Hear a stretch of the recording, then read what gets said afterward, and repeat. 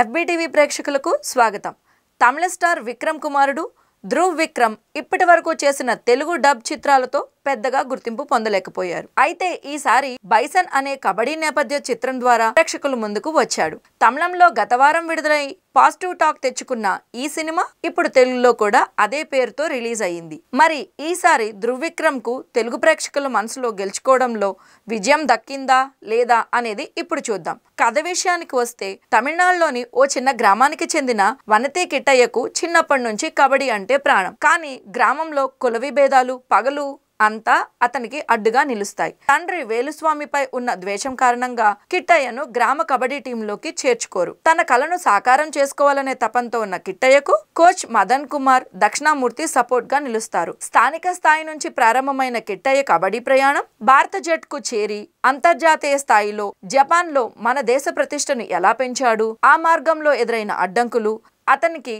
అతని అక్క రాజీ, ప్రియురాలు రాణి ఎలా మద్దతును ఇచ్చారు అనేది బైసన్ కథ. ఇప్పుడు ఈ మూవీ కోసం డీప్ అనాలిసిస్ చేద్దాం. బైసన్ కథ 1990 దశకంలో జరిగిన నిజ జీవిత సంఘటనల ఆధారంగా తెరకెక్కింది. దర్శకుడు మారి సెల్వరాజ్ కబడ్డీ ఆటను కుల విభేదాలు, ప్రతీకారాలు, సామాజిక వివక్షతతో కలిపి రియలిస్టిక్ టచ్ తో చూపించారు. దర్శకుడు తన గత సినిమాల మాదిరిగా ఇక్కడ కూడా సహజతను కాపాడాడు. కథను ప్రెజెంట్ మరియు ఫ్లాష్ బ్యాక్ ఈ రెండు టైమ్ లైన్ లో ఒకేసారి నడిపిస్తూ ప్యారలల్ స్క్రీన్ ప్లేతో ఆకట్టుకున్నారు. కథలో ప్రతి పాత్ర రియలిస్టిక్ గా ఉండేలా శ్రద్ధ తీసుకున్నారు. కుల వర్గ సమస్యలను చర్చిస్తూ కూడా సినిమా బోర్ కొట్టకుండా ఆసక్తిగా నడిచేలా బలమైన సన్నివేశాలను రాసుకున్నారు. అయితే పేస్ విషయంలో మాత్రం సినిమా కొంచెం డల్ గా సాగుతుంది. ఫస్ట్ హాఫ్ తో పాటు సెకండ్ హాఫ్ కూడా స్లోగా అనిపించిన కథలోని భావోద్వేగం ప్రేక్షకుడిని చివరి వరకు కట్టిపడేస్తోంది. కొన్ని యాక్షన్ సన్నివేశాలు రిపీటెడ్ గా అనిపించిన సినిమా మొత్తం నేచురల్ టోన్ మెయింటైన్ చేసింది. కొంత సినిమాటిక్ లిబర్టీ తీసుకుంటే